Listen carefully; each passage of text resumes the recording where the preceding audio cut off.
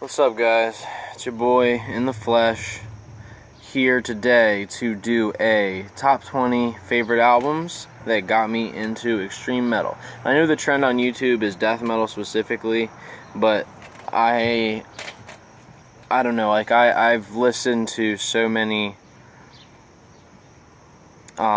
different genres and subgenres since I've really gotten into music, gotten into music like how I am now, and it's hard for me just because these albums like may have influenced me to listen to like the death metal and the black metal and the grindcore and all that shit later. So I mean, some of you might think this is some kind of entry level shit, and I don't give a shit because some of this shit I don't listen to, but a lot of it I do still listen to, and I don't limit myself with genres and shit like that. You know what I mean? That's just fucking stupid in my opinion. Went through a little like edgy phase when I was younger, when I was kind of like that. But anyway. Yeah, so I'm gonna slide this list at y'all. I do have some of these CDs right here. I got a stack. Oops, fuck. Fucking me in the ass. Sorry. I got a stack of CDs, and I have a record here too as well that I'm gonna bring out, and we're gonna see how that fares. So yeah, this is the 20 albums. I think I added a couple extra in there that got me into extreme metal / death metal / black metal, whatever. Anyway, so starting off, first of all, one of my favorite albums of all time, still one of my favorite albums, is As the Palaces Burn by Lamb of God, which I do not have in here. I do have it on CD. I don't know where the fuck it is though, because I moved last summer, and in the process of moving I lost fucking half my goddamn CDs. Still don't know where they are to this day, so we'll have to find that later. But yeah, Lamb of God, solid band. A lot of, they're one of the few. The reason I included them in extreme metal is because with their music and with Randy's vocals, like I feel like they could be in some circles classified as extreme metal. But I guess they're one of the few like mainstream metal bands that like use 90% harsh vocals, and they didn't, like, Randy didn't start incorporating singing until I think Wrath on Set to Fail, because that whole chorus is like, it's like screaming, but so they're one of the few like mainstream metal bands that are well known with a lot of fans worldwide that use like rough vocals, and their music definitely has a sizable amount of death metal influence. So yeah, I mean, As the Palaces Burn specifically, but I also have, hold on, let me sit these here. I do also have, fuck me, sorry guys, I didn't prepare so well for this video. Anyway, I do have Wrath. I have it on CD. And I also have the record here as well. This is the only vinyl I'm bringing out today because my vinyl collection is lacking. Not lacking. I mean, I got 15, 20 records, but I'm kind of getting back into that because I was into that for a while, and like I said, I lost a handful of those albums while I was moving. So yeah, so Wrath, I got the CD and the record here. And yeah, that album as well, but mainly As the Palaces Burn, just because that was the first album I heard, first album I bought from them. So yeah, Lamb of God, love them, still one of my favorite bands. As the Palaces Burn, one of my top albums. My favorite Lamb of God album, one of my top albums of all time for sure, regardless of genre. Second of all, alright, second we got Slipknot, Iowa / Slipknot, self-titled. What can I say about Slipknot's early work, man? Because it's just unrivaled, and they don't even have to be like death metal heavy to be heavy. Does that, you know what I mean? Like that, just their first two albums were just punishingly heavy. Like, I had never heard, I mean, Slipknot was one of those bands that got me into metal in general. They were the first like heavier band I listened to, because up till that point as a younger kid, I listened to a lot of like new metal and post grunge, and Slipknot is kind of like the heavier end of the new metal spectrum, I think.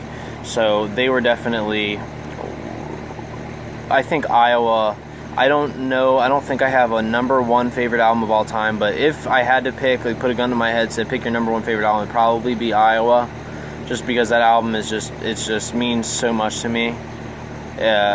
I don't have an actual copy of this. I have All Hope Is Gone, but once again, unfortunately, that's one of those CDs that got lost in the mix when I moved. So,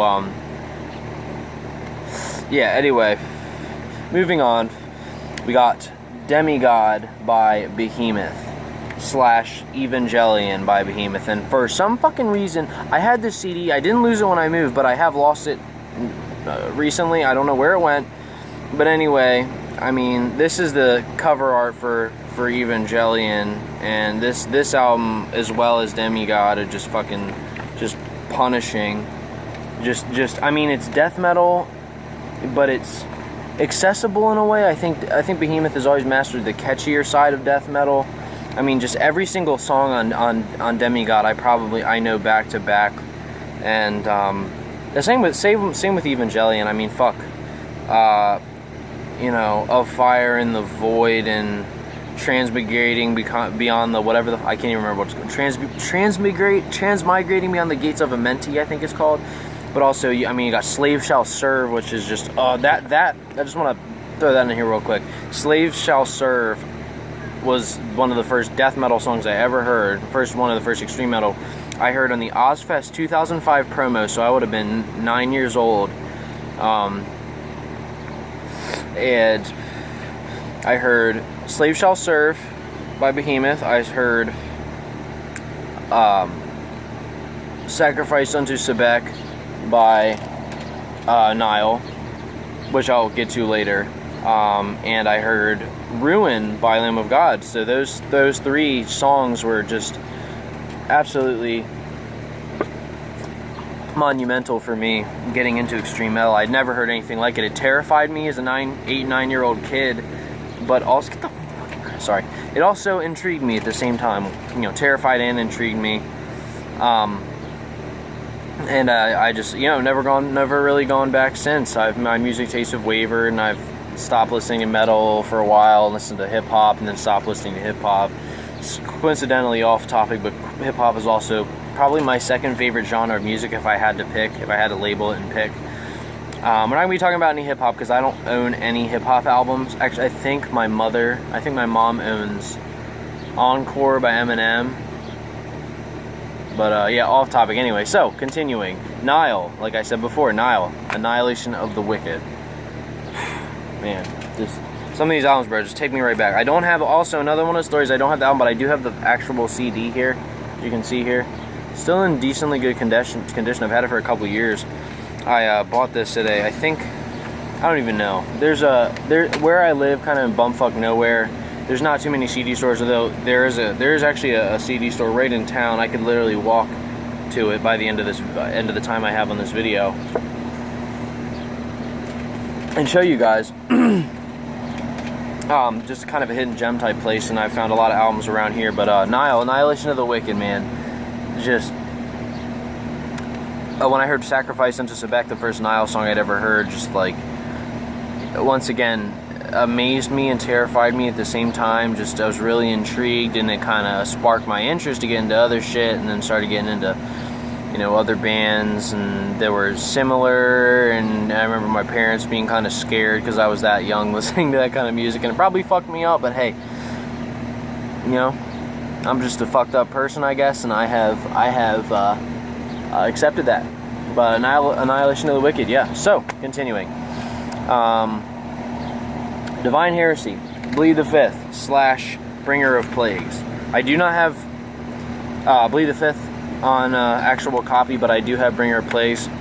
And of course the fucking CD, fuck me in the ass, isn't in here. I don't know why I'm just dropping shit all over the place. Sorry, guys. Fuck!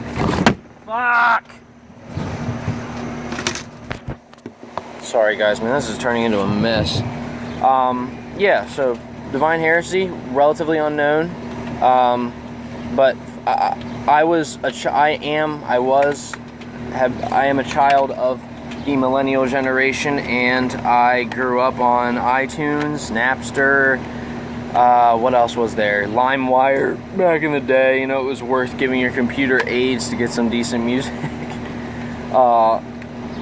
Yeah, I'm a product of the digital generation, and Bleed the Fifth was one of those albums that I just so happened to find on iTunes, and one of my best friends and I have always, we share pretty much the same music taste, and shout out to Alex in the Army out in Seattle, bro. I miss you. Come back, bro. We need to fucking jam. We need to chill. Anyway, yeah, so this band, Divine Heresy, man, I haven't listened to them in a long time. I actually kind of rediscovered them recently, and I just takes me right back to when I was 11 years old. It's like 6th grade, and just the summer. It takes me back right to the summer of that year, and just non-stop just listening to just, you know, music and all that kind of shit, all that fun stuff. So yeah, Divine Heresy, Bringer of Plagues. Alright, continuing. Number for the 6th one, I do not have a paper copy of, the only album, okay, let me start over. So this album is Godspeed on the Devil's Thunder by Cradle of Filth / Thornography / those two mainly.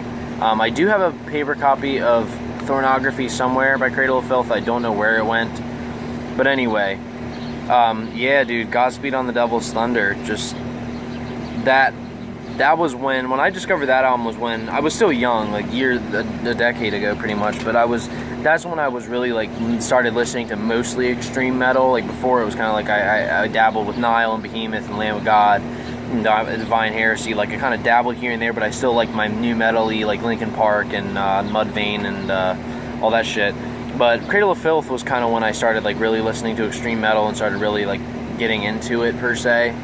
You know, I had been to by this point, even at age 12 or 13, I had already been to a dozen concerts, and most of them hard rock, new metal. I saw Breaking Benjamin, Hailstorm, Skillet, that kind of stuff. So I was still listening to that, but at this point is kind of the, you know, relatively around the turning point when I started listening to mostly extreme metal. At that point in my life, got me into other bands and heavier shit. So yeah, Cradle of Filth, don't listen to them much now, although another album by them I forgot to include in this section is Cruelty and the Beast. That album, dude, is still good. That album is still good. Godspeed on the Devil's Thunder is still good. Shit, I can't even deny it. Say what y'all want about Cradle of Filth. Say what you want about Danny Filth. I'm not a fan of their newer stuff at all. You know, my interest with them starts about Dusk and Her Embrace, which is still a good album, and then Cruelty and the Beast, then Midian, and then I liked Thornography at the time, don't like it so much now. Then Godspeed on the Devil's Thunder, and after that I really haven't followed them, and Godspeed on the Devil's Thunder was 2008, so it's been almost 10 years, and you know, so, but still, Cradle of Filth, absolutely also very, very influential band for me.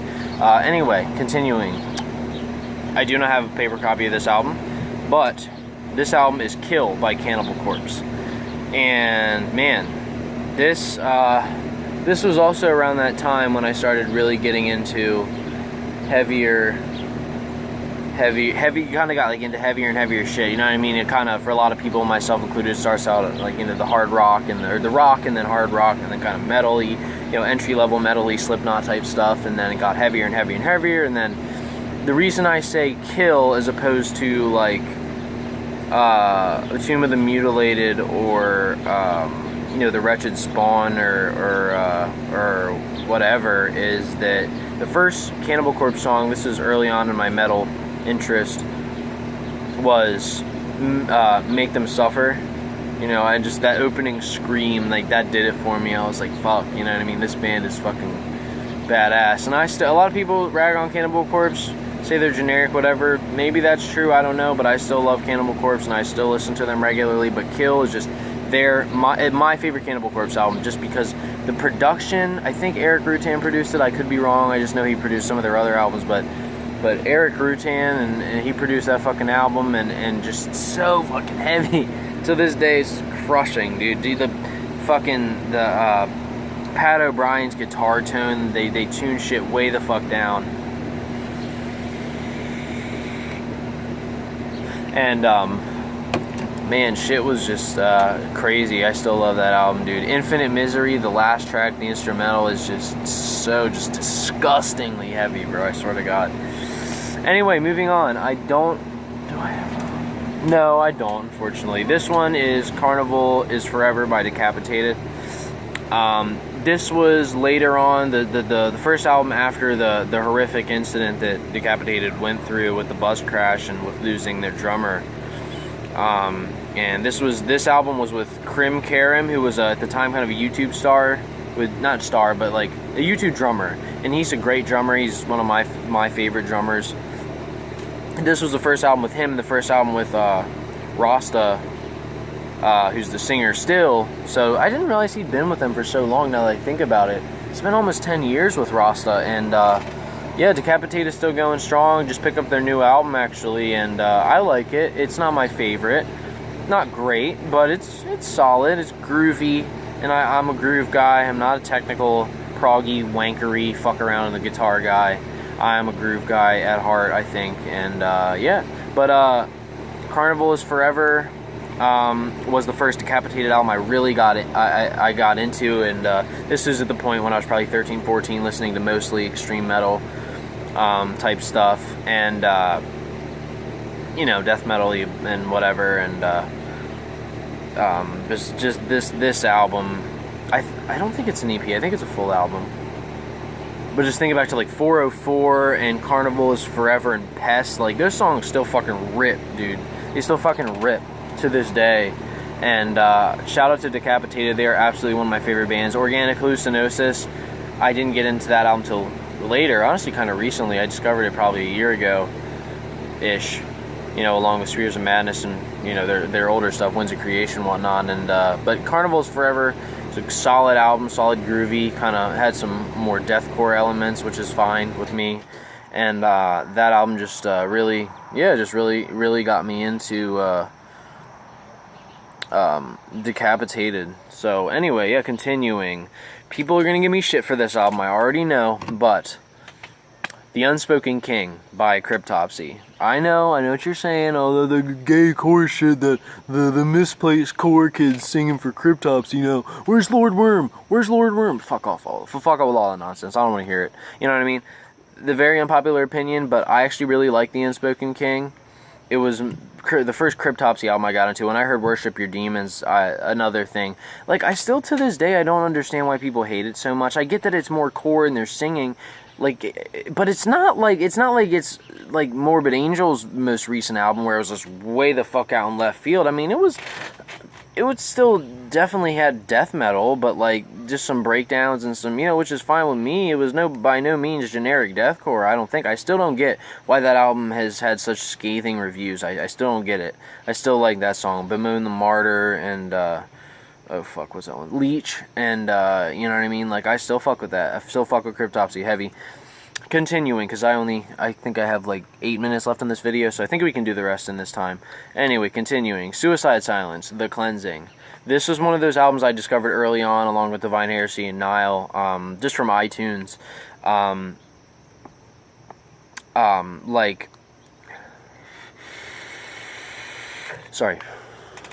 Yeah, just man, rest in peace, Mitch Lucker. He was a really talented guy, man, and just Suicide Silence is, I included it in extreme metal. They're not exactly death metal, but they're, I mean, extreme metal for sure. And Suicide Silence was another one of those bands that was one of my favorite bands as a kid. Probably top 5 favorites.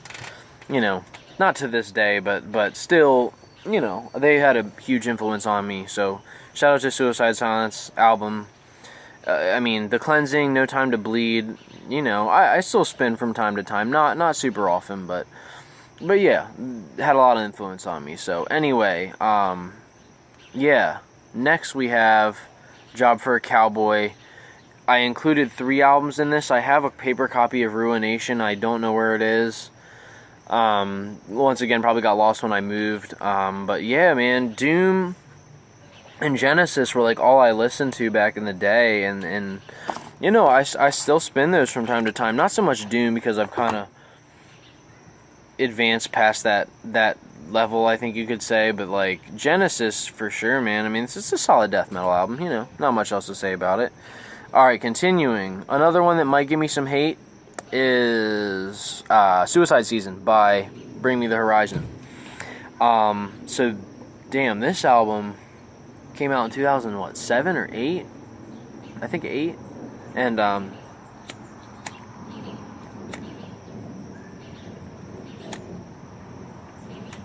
And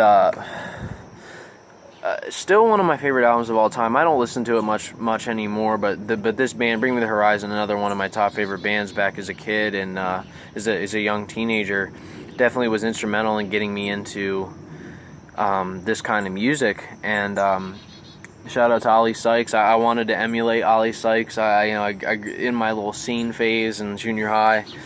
You know what I mean? So, yeah, Bring Me the Horizon has been an influence for me, for sure. Anyway, continuing.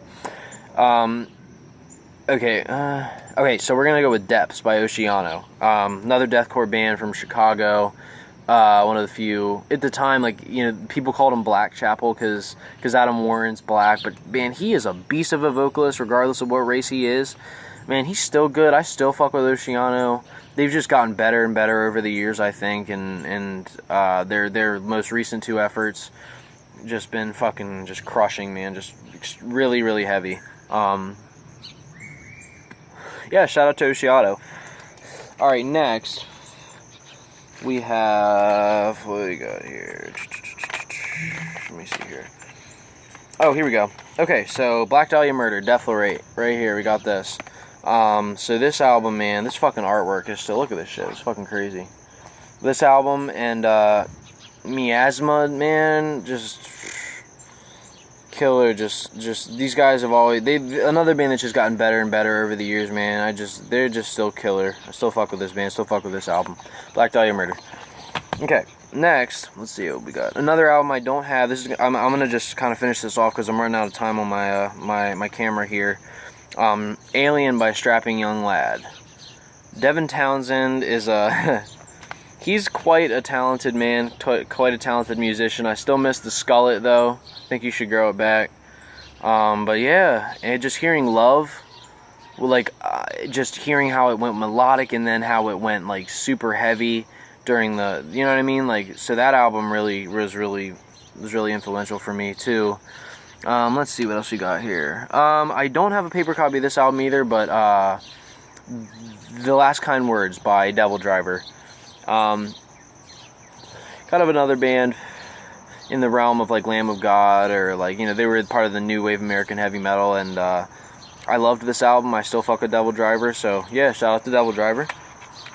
Next, we got As Daylight Dies by Killswitch Engage.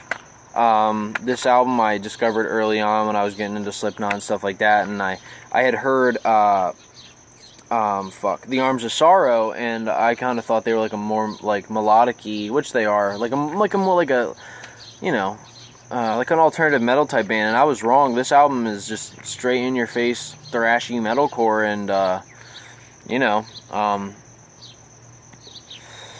Howard and Jesse, they're both hella talented vocalists, and you know, I still listen to them from time to time, not super often, but Killswitch Engage.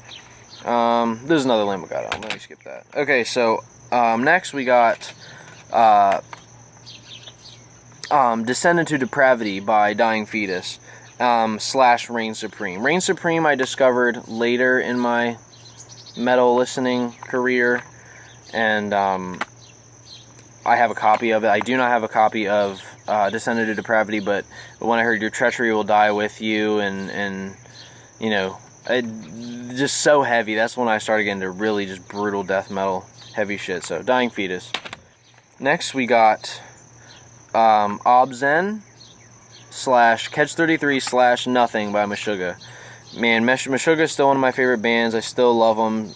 Not necessarily death metal, but they have a noticeable amount of death metal influence, so that's why I included them in this. This album, man, people sometimes say this is their weakest album, but this is when they really established the whole gent thing, and I love their older stuff, you know, Contradictions, Collapse, and Chaos Sphere is Chaos Sphere is probably their most musically solid album, I think, but I still fuck with these guys. Okay. Next, we got The Blackening by Machine Head, man. When I heard this shit, the first song I heard was also on Comcast On Demand. What was that shit called? The video service they had. Music Choice, that's what it was. I heard Now I Lay Thee Down, and yeah, that was it for me. And I've gotten into their other shit across the years, gotten into Through the Ashes, and I've gotten into Burn My Eyes. Burn My Eyes is probably my favorite album of theirs, but The Blackening is a close second. So yeah, Machine Head. Okay, and now this is one of my most important albums, I think, most influential. Gojira, The Way of All Flesh, / From Mars to Sirius. From Mars to Sirius was actually given to me through my father from a friend of his at work who listened to metal, and I just discovered Gojira, and I've loved them ever since. They're just, man, they almost make every other metal band like sound like shit, man, I swear, sometimes. But just Toxic Garbage Island and all the Tears, Admiration for None. The Art of Dying is just a monstrosity of a song in a good way. So that's about all I got time for today, guys. I'm gonna make another video after I post this one. So yeah, that's my 20 albums that got me into extreme metal, more or less 20. So catch you guys later.